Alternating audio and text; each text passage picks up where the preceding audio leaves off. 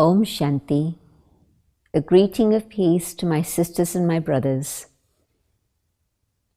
We've been experimenting with this idea of soul and body being separate but working together. And yes, experimenting with the awareness of the being that I am, the soul that I am, and seeing if in that awareness I can experience mastery over my physical senses. Let's explore a little bit further what actually is going on inside I, the soul, the inner being. What I find is that when I go deeper and deeper within, I discover these 5 qualities which are my own natural qualities: peace, love, truth, happiness, and purity.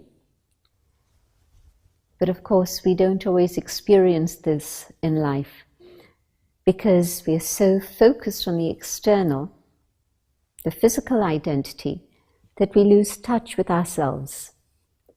And so going on this inner journey and understanding who I am actually helps me understand exactly what's going on within this inner being.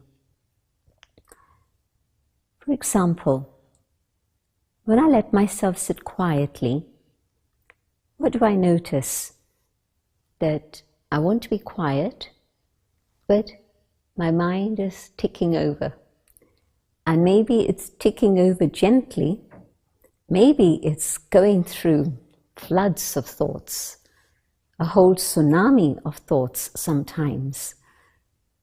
And so I realized that within this inner being, there are thoughts, many, many different types of thoughts. It can be negative thoughts, it can be wasteful thoughts, it can be ordinary thoughts, it can be positive thoughts, it can be pure thoughts. It can be very elevated thoughts. All of that is possible. I, the inner being, am capable of any type of quality of thinking that I choose. All of us have the possibility of experiencing elevated, noble thoughts, which are not of concern for me on any level of selfishness. They are thoughts based on the eternal awareness of my spiritual identity, but they are thoughts of nobility, thoughts of reaching out and serving, pure, elevated thoughts. Yet we also all have the experience of the other side, that sometimes things happen and I get into a negative frame and people tell me, "Why are you so negative?" But I justify it. I think I'm right. And so I get into more negativity. But that's me. I can be either here or I can be there. I can choose where it is I wish to be. And so understanding that I am the creator of my own thoughts is a very powerful way to take charge, to take control, and switch around the quality of my thinking. I can do that.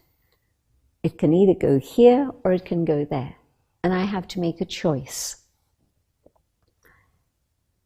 But every time there's a repeated thought, the thought comes and it comes again and it becomes a broken record. It's again and again and again. Well, it creates a feeling, and that feeling is there within me now. And so even though the situation externally may change, but that feeling stays within me. I'll give you an example. Somebody has kept me waiting, and the thought keeps coming. They don't have any respect for me. They don't have any regard for me. I'm not able to reach them on the phone, so I don't know why they're late. They're not phoning me, and so again, what's going on? And so this feeling begins to come because the thought keeps coming. They don't respect me. And then the feeling comes of having been disrespected. And so when the person arrives and there's a perfectly reasonable explanation of why they're late and why they couldn't connect with me, and yet the feeling now of that disregard is so strong that my behavior with them is no longer one of respect. If I felt I was respected, I would give them respect. But now the feeling is that they don't respect me. And so I'm very abrupt with them. I don't talk to them politely. I don't engage with them in a normal way. And of course they pick it up and they feel it. And so the relationship becomes a bit strained.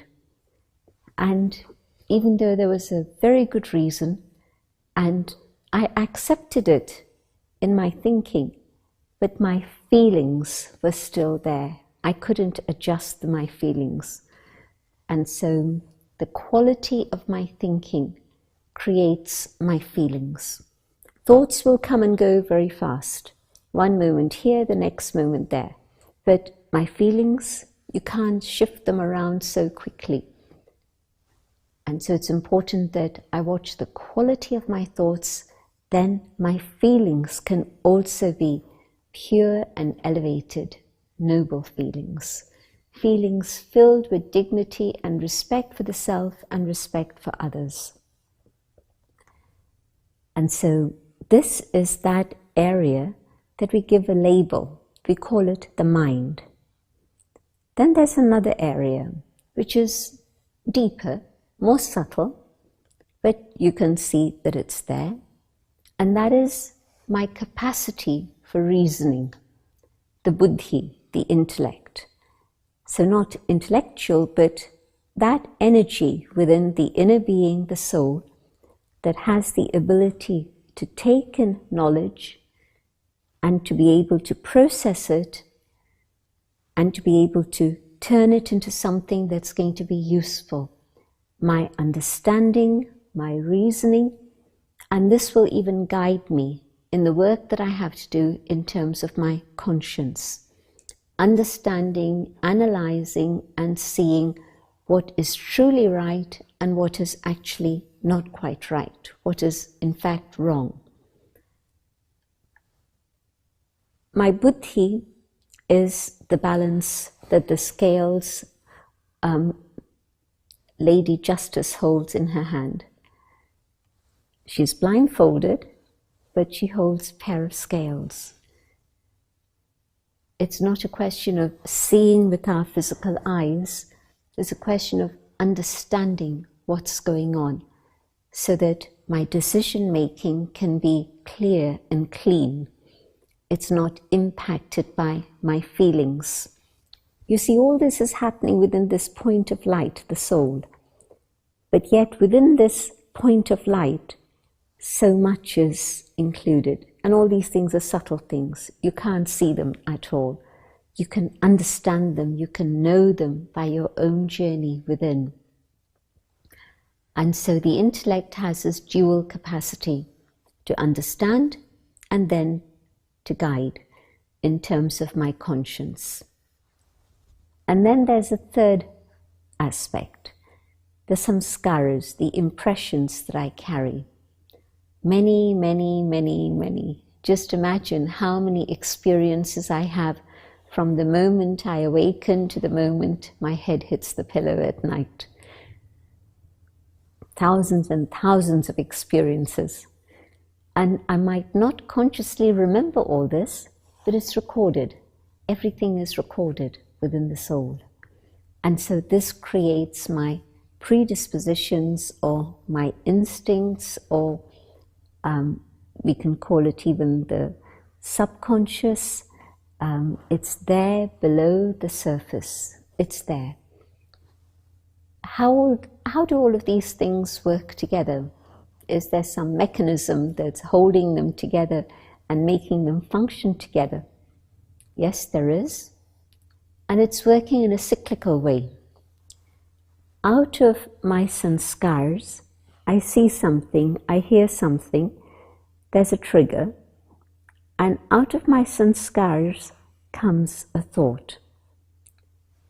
I'll give you an example. Maybe I see a dog, and my last experience of a dog was very scary. I was almost bitten by the dog.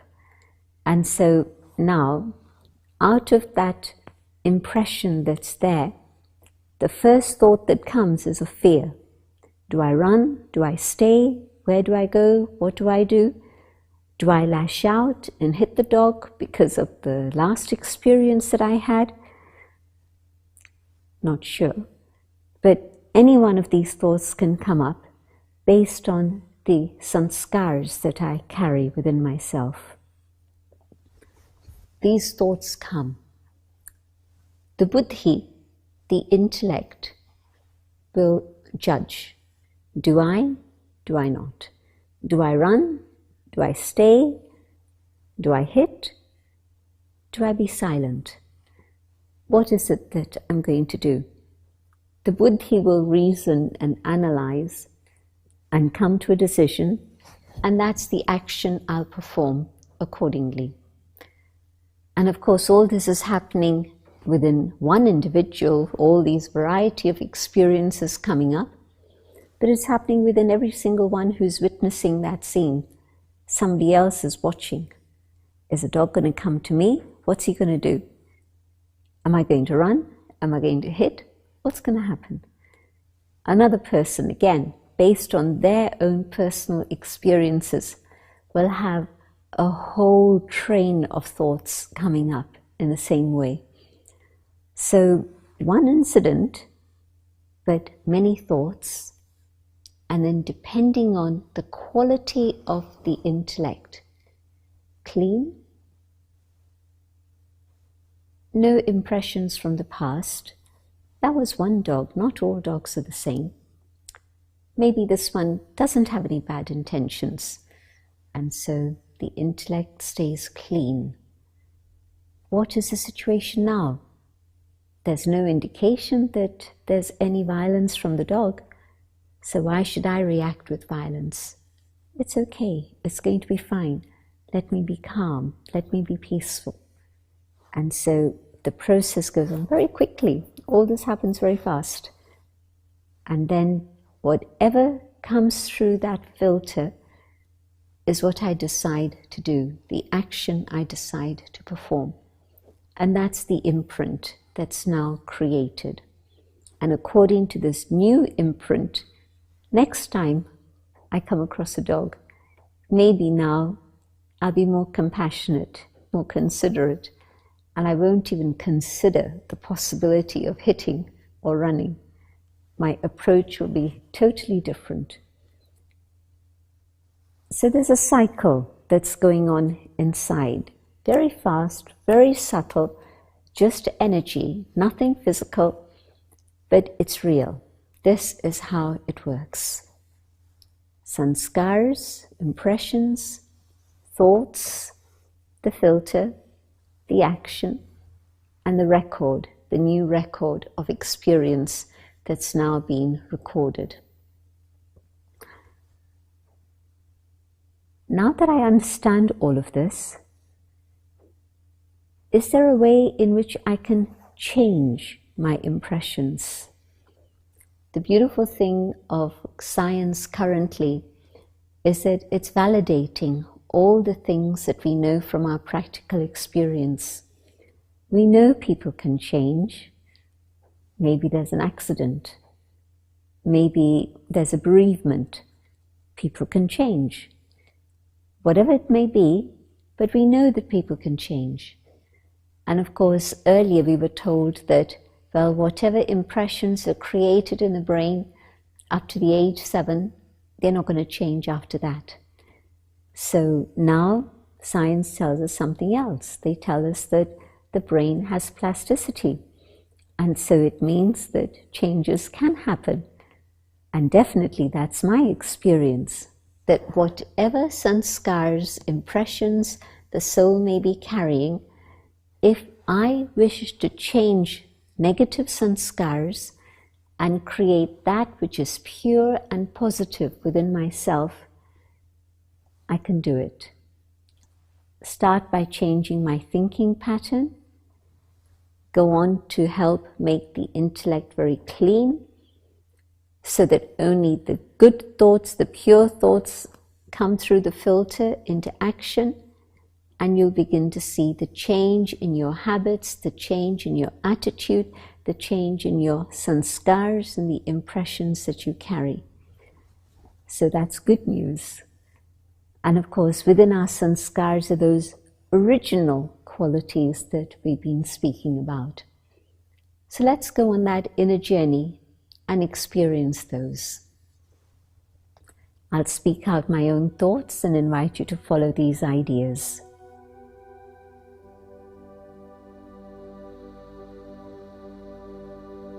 Going within, coming to the awareness of the soul, I shine.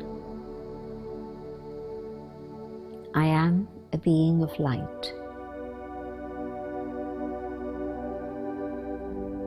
And as I shine, I can feel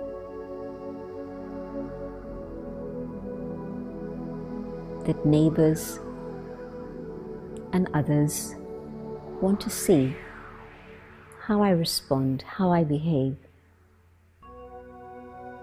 But I'm not looking outside at them anymore. I'm looking at myself. And I go deeper and deeper. And I come to that state where I connect with the inner being. And I can see many thoughts running, going here and there, but I choose one thought, the thought of peace.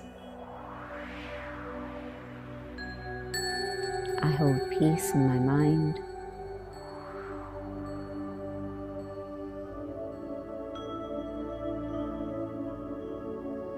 And holding peace allows my thoughts to become calm.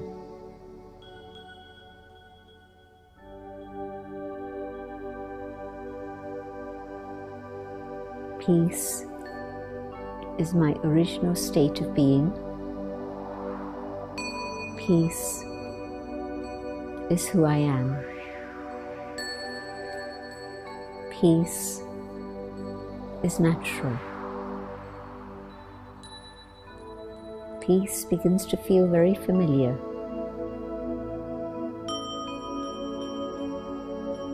Peace is who I want to be.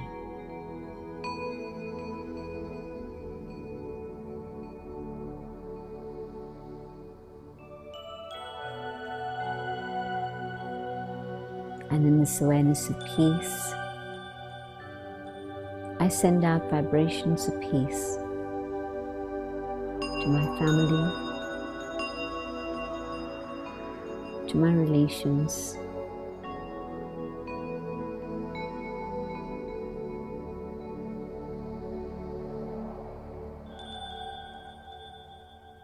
to the whole world. The whole world is my family, and I send peace to all.